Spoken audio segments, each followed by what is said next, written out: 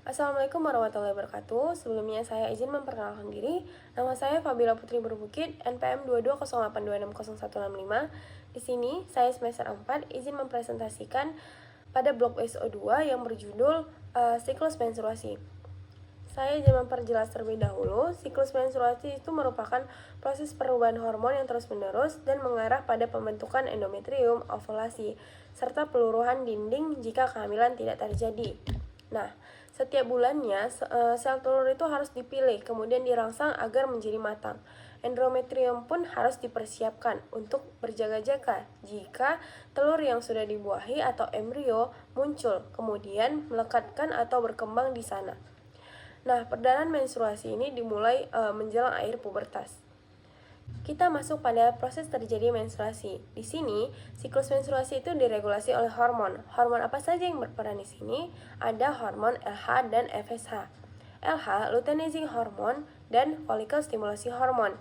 Ini diproduksi atau dikeluarkan oleh kelenjar hipofisis. Di sini mencetuskan ovulasi dan menstimulasi ovarium untuk memproduksi estrogen dan progesteron.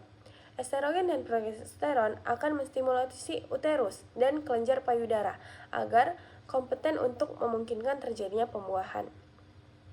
Menstruasi terdiri dari 3 fase. Fase yang pertama itu fase folikular, fase yang kedua adalah fase ovulasi, dan fase yang ketiga adalah fase luteal.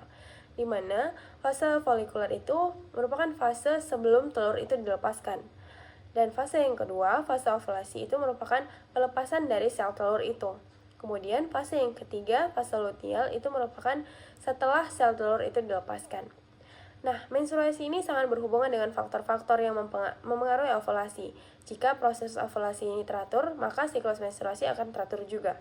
Fase-fase yang terjadi pada siklus menstruasi itu ada fase folikular yang dimulai pada hari pertama periode menstruasi. Nah, hal-hal yang terjadi pada fase folikular ini, FSH, hormon perangsang folikulernya ini, dan LH, hormon pelutein ini dilepaskan oleh otak menuju ke ovarium untuk merangsang perkembangan sekitar 15-20 sel telur di dalam ovariumnya. Telur-telur ini berada di dalam kantungnya masing-masing yang disebut folikel. Hormon FSH dan LH juga memicu peningkatan produksi estrogen.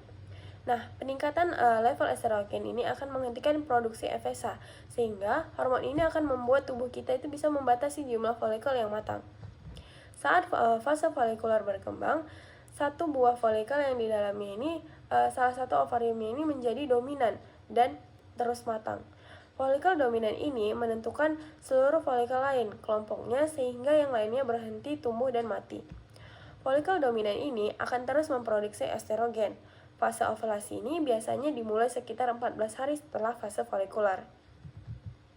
Fase ini adalah titik tengah dari siklus menstruasi dengan periode menstruasi berikutnya akan dimulai sekitar 2 minggu kemudian.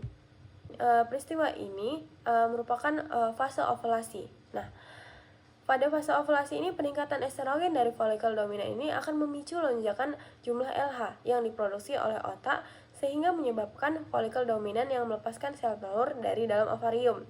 Kemudian, sel telurnya ini akan dilepaskan, maka terjadilah proses ini disebut sebagai ovulasi dan ditangkap oleh ujung-ujung tuba falopi yang mirip dengan tangan atau fibria, dan fibria ini kemudian akan menyapu seluruh sel telur tadi dan masuk ke dalam tuba falopi. Sel telur tadi akan melewati tuba falopi selama 2-3 hari setelah ovulasi. Selama tahap ini terjadi pula peningkatan jumlah dan kekentalan lendir serviks. Jika seorang wanita yang melakukan hubungan intim pada masa ini, lendir yang kental ini akan menangkap sperma pria dan memeliharanya dan membantunya bergerak ke atas menuju ke sel telur untuk melakukan fertilisasi. Kita masuk kepada fase luteal, di mana fase ini dimulai tepat setelah ovulasi dan melibatkan proses-proses, di mana proses-prosesnya itu setelah sel telur ini dilepaskan, folikel yang kosong tadi akan berkembang menjadi struktur baru yang disebut dengan corpus luteum. Corpus luteum ini akan mengeluarkan hormon progesteron. Hormon inilah yang mempersiapkan uterus agar siap ditempatkan oleh si embrio. Jika sperma telah memfertilisasi sel telur, proses pembuahannya tadi Nah, telurnya ini yang telah dibuahi atau embrionya tadi akan melewati tuba falopi, kemudian turun ke uterus untuk melakukan proses implantasi. Pada tahap ini, si wanita ini sudah dianggap hamil. Jika pembuahan ini tidak terjadi, sel telur tadi akan melewati uterus dan mengering dan meninggalkan tubuh sekitar 2 minggu, kemudian melalui vagina. Oleh karena itu, dinding uterus ini tidak dibutuhkan untuk menopang kehamilan, maka lapisannya itu rusak seluruh. Darah dan jaringan dari dinding uterus pun atau endometrium bergabung untuk membentuk aliran menstruasi yang umumnya berlangsung selama 4-7 hari. Nah, hormon-hormon yang memengaruhi siklus menstruasi ini ada 4 hormon, yaitu estrogen, progesteron, follicle stimulasi hormon atau FSH, dan LH. Di mana estrogen ini hormon yang secara terus-menerus akan meningkatkan sepanjang 2 minggu pertama siklus menstruasinya, dan estrogen ini yang akan mendorong penebalan dinding rahim dan atau endometriumnya, sehingga estrogen ini juga menyebabkan perubahan sifat dan jumlah lendir serviknya. Kalau pada progesteronnya, ini merupakan hormon yang diproduksi selama pertengahan akhir siklus menstruasinya. Nah, progesteron ini menyiapkan uterus sehingga memungkinkan telur yang telah dibuahi ini untuk melekat dan berkembang. Jika kehamilannya tidak terjadi, level progesteronnya ini akan turun dan uterus akan meluruhkan dindingnya dan menyebabkan terjadinya perdarahan menstruasi. Pada follicle stimulasi hormon atau FSH ini terutama berfungsi untuk merangsang pertumbuhan folikel ovarium. Nah, sebuah kista kecil di dalam ovarium ini akan mencengkram sel telur tadi. Kemudian, pada hormon luteinizing hormone atau LH ini merupakan hormon yang dilepaskan oleh otak dan bertanggung jawab atas pelepasan sel telur dari ovariumnya ini sendiri atau ovulasi. Nah, ovulasi ini biasanya terjadi sekitar 36 jam setelah peningkatan LH. Alat prediksi ovulasi ini mengetes peningkatan level LH-nya. Adapun faktor-faktor yang penyebab gangguan siklus menstruasi ini ada beberapa, seperti status gizi, aktivitas fisik, tingkat konsumsi, dan stres. Di mana stres ini menyebabkan perubahan sistemik di dalam tubuh, khususnya sistem persarafan dalam hipotalamus, melalui perubahan prolaktin yang dapat memengaruhi elevasi kortisol basal dan menurunkan luteinizing hormone atau LH yang menyebabkan amenorrhea. Kemudian, konsumsi obat hormonal ini juga menjadi faktor resiko gangguan menstruasi, di mana konsumsi obat hormonal ini seperti kontrasepsi hormonal dan obat yang dapat meningkatkan hormon prolaktin sehingga menyebabkan perubahan siklus menstruasinya. Metode kontrasepsi akan memanipulasi siklus menstruasi karena hormon-hormon yang diproduksi memaksa tubuh untuk membentuk siklus buatan.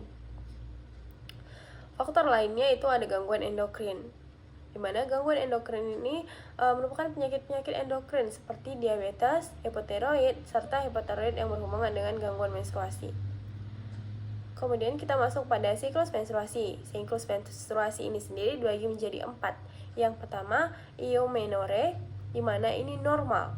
Eumenorrhea ini yaitu siklus menstruasi yang teratur dengan interval perdarahan yang terjadi antara 21-35 hari.